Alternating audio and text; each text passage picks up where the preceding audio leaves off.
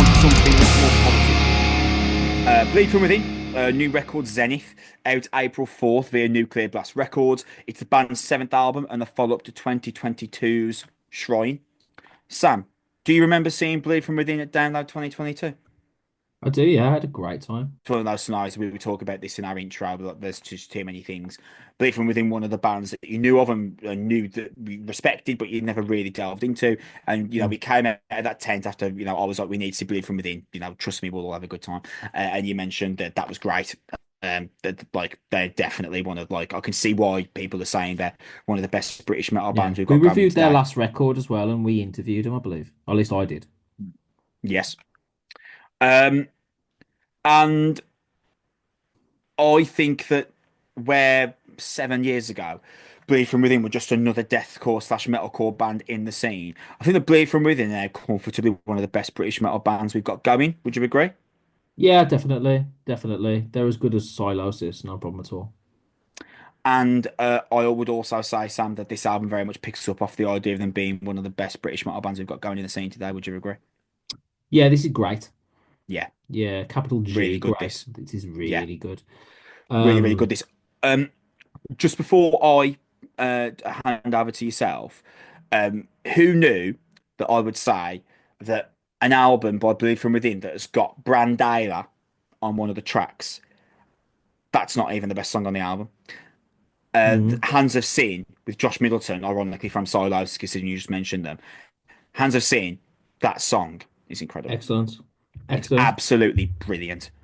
You could make an argument that there's like four or five tunes that you could have said as like a real as the real highlight of this, and I think that speaks to how good it is. I think the opening's terrific.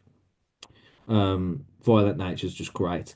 The bagpipes on a breakdown, Yeah, how cool's that? I love that. So Scottish, amazing. yeah, absolutely bring that right in here. Like I haven't heard that since Shoots and Ladders by Corn, so like works for me. Um, the title track is good. The thrash element is great, and the ending of Zenith with the sort of gladiator style choral vocals with the breakdown, just class. The heavy metal intro of God Complex, really good. Dying Sun, chunky and powerful. Chain to Hate's a great thrash record. It wouldn't be a Sam Lewis review if I didn't talk about the beautiful melodic guitar on Edge of Infinity as a Yeah, concluding nice. song. Just really gorgeous. And the breakdown of Chain to Hate is just superb. But really, as a general speaking thing, this is not just a good Bleed From Within album. This is a terrific metal record. This is as good as the Kill Switch record. At least it's 85 to 90% of it, depending on what kind of Yeah, metalcore you like. I agree with that. Um, and it's as good a traditional metalcore record I've heard this year. If you're a Bleed From Within fan, and they're one of your favorite bands, you've got absolutely nothing to be concerned about whatsoever. And if you're a fan of metalcore, like me and Kris found ourselves to be around the 2021, 2022 mark, and we discovered this band and really started to like them, then this is going to be another experience for you guys because I think this is as good as it gets. For modern metalcore, it's well mixed, it's well written. The choruses are great. There's moments on this that remind me of the last two Polaris records, which I mean is a massive compliment. There's moments of this that remind me of the last two Silosis records. Um, there's a seasoning of early Malevolence in here at times. Um, this is just and those are my favorite bands within this genre. So that's as good as it that's as good as it gets. There's a couple of North Lane moments, early North Lane, which I quite like with the sort of needle thread riff work and that kind of stuff. That's really good, especially the the sort of vibe on Known by No Name, that sort of electric current spark that the guitar has in the open. It's just really wicked. But overall, man, at the risk of repeating myself, it is just a top tier, with a bullet, like A grade metalcore record without a shadow of a doubt. And I think we both knew it within like 10 minutes. Yeah, I was fully prepared to be saying great things about this record within the first 15 seconds of Violent Nature.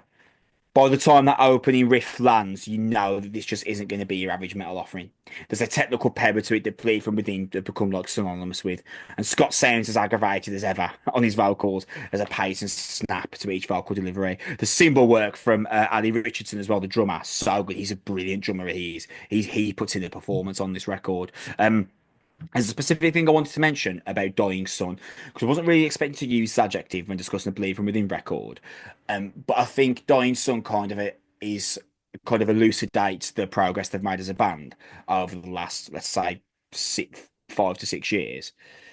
Dying Sun is like cinematic. There's this sprawling Yeah. cinematic intro that blends into this like guttural stomping sound on the guitars, and that cinematic intro just isn't something that Bleed from Within would have been able to pull off well 6 years ago. They were at that time focused on being the brutal, heart-tearing, chest-pounding deathcore band, and it's an incredible feat how they've just expanded into something really much more interesting. And I think Dying Sun is a perfect example of that. That is just not a song they would have written 6 years ago. I really liked God Complex as well. It's this kind of brutal heavy metal offering for most of its runtime, but then you get the best mosh call on the album. The Don't Look to Me for Salvation goes absurdly hard, and then you get a solo from Craig Cowans. Man, the track did not need to go this hard. Honestly, it is the most. It is absolutely brilliant. Like exceptional stuff. I really liked In Place of Your Halo. The bagpipes I thought Yeah. was a really really cool touch. I don't think I've heard Bad Bleed from Within really, really kind of utilize like Scottish heritage or Scottish culture in the songs before. Then again, I'm not massively well versed in them, so there might be something I'm just completely forgetting. But I've never really heard them do it before. I thought it was really cool. I Hope in Hell is the type of melodic triumph that you just wouldn't imagine Bleed from Within again being capable of writing 5 years ago. It's another one of those moments of like it's indicative of the step they've taken forward in production quality as well. Mate, how well is this album produced? It is beautifully done. It's incredibly polished and well put together. It's a joy from a production standpoint. I completely agree. And on Hope in Hell as well, you got honestly the tone on the guitars and the middle eight that falls back into the dual layer vocal harmony. It's got a poise and a grit to it. There's just great stuff, man, all over this album. I'm really really ecstatic Bleed from Within because as architects kind of morph into something like grander than just quote unquote metal. I think like the mantle is absolutely open, and Bleed from Within and Malevolence and Silos can just have a triple threat over it for me, and just see who comes out on top. I'm cool with it. Yeah, absolutely agree. This is a really, really, really great album. But you're right, it kind of ticks all the boxes. It's got that melodic element to it. It's even got a few guitar solos in there. The songs are really well constructed. Like I listened to this straight away after the Under Oath record. And Palate the cleanser. yeah, but the differences were stark in terms of like, okay, there were like 10 to 12 different ideas here. There are like it's sway serpentine style from sort of one thing to another. It's really, really good, really well constructed. You can hear the labor in the songs, the work it's taken to sort of put together. And that in itself was incredibly refreshing, let alone getting to the actual quality of them to begin with. I just think this is excellent. It sort of ticks all the boxes for me. It's got the breakneck thrash stuff. It's got the chugging powerful moments, so it never really stays in one tempo, which I think is important for a metal record to keep the listener on their toes a little bit to give each song a sort of sense of unique and identity and all that type of thing. And it absolutely does all that. And there are like three or four songs on here that are just excellent in their own right, and I think they're Violent Nature, In Place of Your Halo, Dying Sun. I agree with Hands of Sin. And then after that, it's whatever your personal favourites are. Like I really like Edge of Infinity. I really like God Complex, but I'll hear an argument on any of it really. And it's in and out in sort of 45 to 50 minutes. It's really well packaged, polished, put together well. It's really the A grade. This is what you want a good metal album to look like. Model. To be honest, it's really terrific, and I agree. Including a member of Mastodon and it not really mattering. Like it adds Yeah, a little bit to the song. It's perfectly good. Immortal Desire is really good. Like the breakdown blend with the vocals is really nice, and the vocal addition adds, and it's really cool. But like it's not necessarily the thing that carries the rest of the record at all. And it's that sort of representative of the kind of band they are. They've had a couple of albums now that are just really great. And I'm hoping this does enough for them to propel them to maybe a different point of their career, which I think would be really nice. Last thing I'm going to say about it, which is probably like one of the best compliments I can think of giving to it. In terms of tonality, this comment I'm about to make doesn't quite work, but if you just kind of bear with me for a moment. If Bullet for My Valentine released this record with the Bullet for My Valentine tone, Yeah. we would say Bullet for My Valentine on the back, wouldn't we? Oh We'd say God, it's the yeah. best thing. We would say it's the best thing they've done in 10 years. If No, they no. did like Yeah.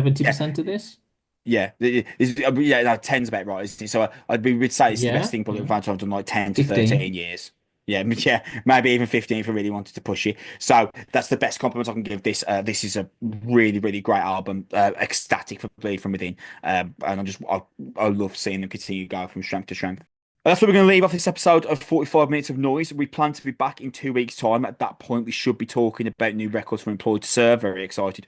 And also Machine Head. Very excited. Bear with us. We definitely do Employed to Serve, but I'm just waiting for confirmation on Machine Head. If not, then we'll also be looking at the new record from Caliban. So hardly a poor second choice there, because I do love a bit of Caliban. That's going to be us in 2 weeks' time. Thank you very much for listening to this episode. Remember, the best way you support us is by liking, subscribing on YouTube or whichever podcast service that you use to watch/listen. You can follow us on X at Noise Podcast. You can follow the Noise platform in general at Noise UK. And the best way to support Noise UK is to follow on Instagram, Facebook, and Blue Sky. Bloody hell, what a mouthful. You should head to Noise UK for your latest news, album reviews, features, and interviews. Thanks for listening to this episode. We're going to be back in 2 weeks' time. Keep it heavy. Bye.